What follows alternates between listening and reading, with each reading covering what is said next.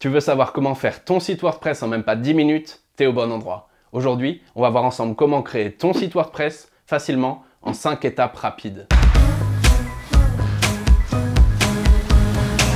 La première chose à faire, c'est de trouver où héberger ton site, ou si tu préfères, où le stocker. Moi, j'utilise Hostinger, alors on va aller sur hostinger.fr et voir quel forfait serait le mieux pour toi. Ok, regarde. Clique ici pour avoir plus d'infos sur les plans et voir tous les outils cool que ton site aura. Les forfaits d'Hostinger, tu peux les ajuster comme tu veux. Ça aide si ton site grandit au bout d'un moment. Mais si c'est ton premier site WordPress, celui-ci c'est un bon début. Ici, tu peux aussi voir d'autres forfaits. Sur cette page, le forfait Premium d'Hostinger est le préféré de beaucoup de gens. Alors on va cliquer sur Commander. Maintenant, choisis un plan. Moi je vais prendre celui de 48 mois. Après ça, crée ton compte sur Hostinger et choisis comment tu veux payer. En plus, tu vas avoir un domaine gratuit pour ton site avec ce forfait. N'oublie pas d'entrer le code de réduction FR10 pour avoir une réduction de 10% sur ton achat. Quand tu as fini, connecte-toi à ton compte Hostinger. Comme je t'ai dit, tu as un domaine gratuit pour ton site avec ce forfait, alors allons le réclamer. Un nom de domaine, c'est ce que les gens tapent dans leur navigateur pour aller sur un site. Le mieux, c'est de choisir un domaine court et facile à retenir. Si tu veux plus d'infos, je te mets un guide pour choisir ton nom de domaine dans la description. Maintenant, sur ton tableau de bord HPanel, clique sur le bouton Réclamer un domaine. Écris ton domaine ici, choisis une extension et clique sur Vérifier la disponibilité. Si le domaine est dispo, tu peux cliquer sur Réclamer un domaine. Après ça, rentre tes infos et choisis si ton site est un site perso ou pro. Rentre tes coordonnées et clique sur Terminer l'enregistrement. Un message s'affiche qui dit que tes infos vont être vérifiées, mais t'inquiète pas, tu peux quand même déjà créer ton site. Clique juste sur Continuer. Là, tu vas être envoyé vers la page d'aperçu du nom de domaine. Il faut juste que tu confirmes ton adresse mail pour finir. Le domaine peut mettre jusqu'à 1 heure pour être prêt, mais en général, ça prend juste quelques minutes. Maintenant, on va commencer à préparer notre site. Allons sur l'accueil et sur notre hébergement, on clique sur Configuration. L'assistant d'Hostinger va te poser 2-3 questions pour adapter la création du site à tes besoins. Clique sur Commencer maintenant. La première question c'est « Pour qui créez-vous le site web ?» Réponds selon tes besoins. Moi je vais choisir « Je le crée pour moi-même » parce que je veux faire un site perso. Tu peux aussi sauter cette question en cliquant en bas. La prochaine question, c'est qui va créer ton site? Est-ce que tu vas le faire tout seul ou est-ce que tu vas prendre un développeur?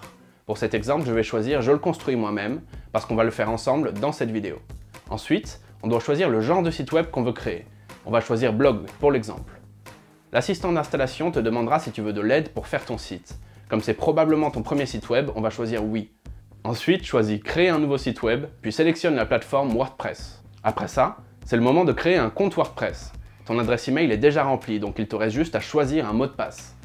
Note ces infos quelque part, tu en auras besoin plus tard pour te connecter à ton compte WordPress. Le mieux, c'est encore d'utiliser une appli de gestion de mots de passe. Le HPanel te propose d'ajouter quelques extensions recommandées à ton site. Tu peux sauter cette étape, mais je vais ajouter Monster Insight, qui aide à voir comment les gens utilisent le site, comment ils l'ont trouvé, quels mots-clés ils ont cherché et sur quels liens ils ont cliqué. Clique sur Continuer quand tu as fini de choisir tes extensions. Ensuite, on va choisir un thème. Clique sur Afficher plus pour voir toutes les options. Si tu veux voir comment ça rend sur un site vierge, clique sur Aperçu. Choisis celui que tu préfères ou passe cette étape si tu ne veux pas utiliser de thème ou que tu en as déjà un.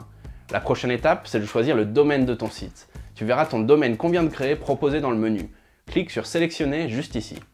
Après ça, termine l'installation en vérifiant les détails de ton site.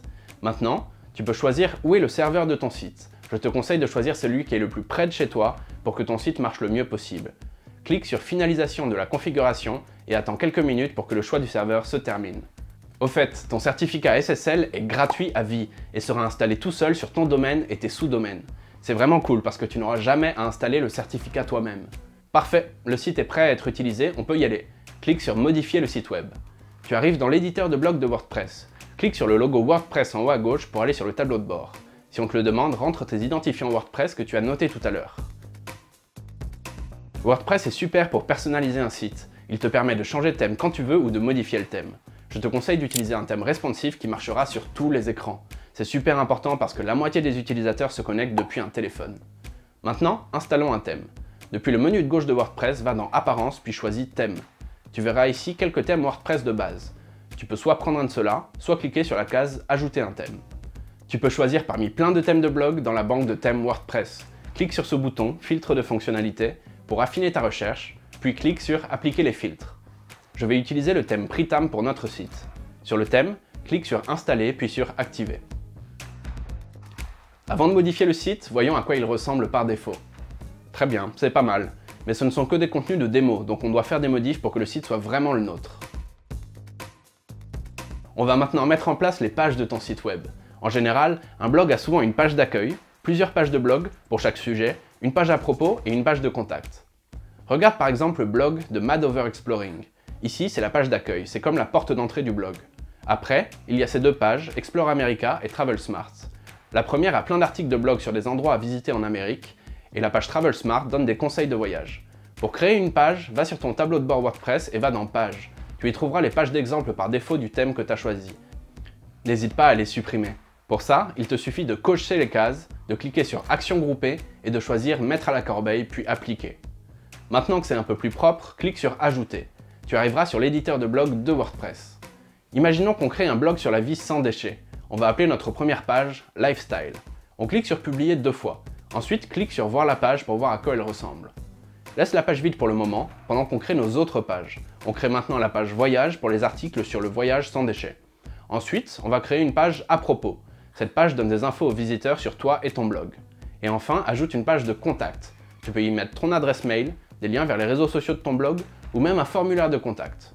Tu peux commencer à écrire le contenu des pages À propos et contact, ajouter des images, des vidéos, ou tout ce que tu as envie de montrer.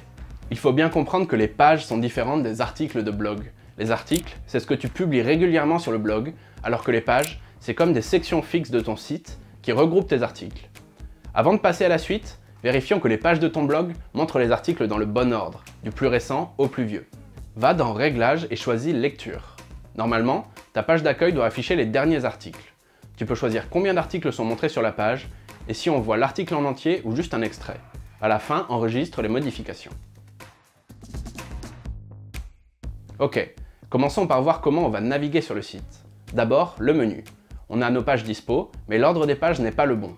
On va donc dans Apparence et on choisit Menu. Dans la partie Structure du menu, rentre un nom de menu. On va juste l'appeler Menu pour l'instant. Dans Réglages du menu, choisis d'ajouter automatiquement les pages au menu.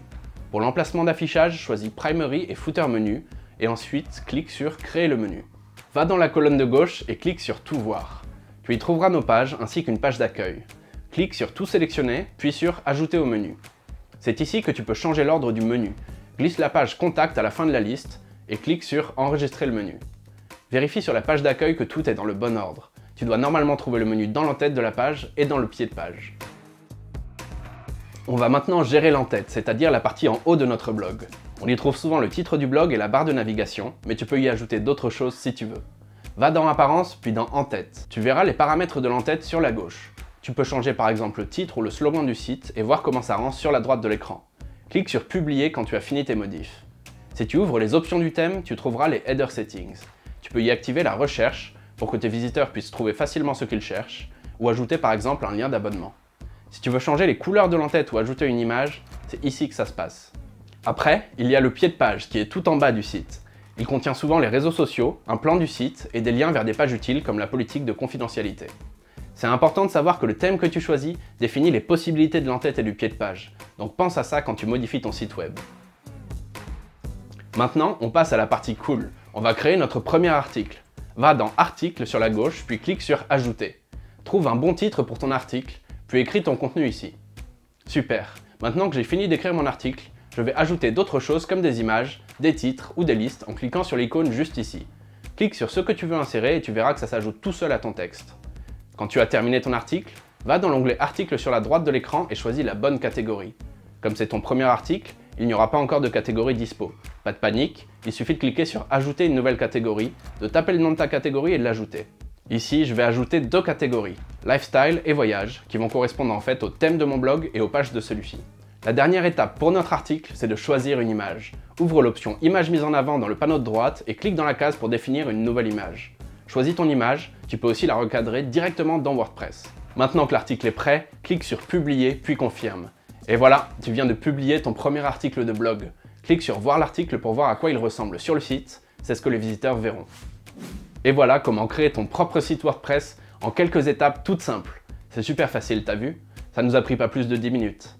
Maintenant, c'est seulement le début de la vie de ton site. Tu peux le personnaliser encore plus, le rendre plus rapide et améliorer son référencement pour les moteurs de recherche.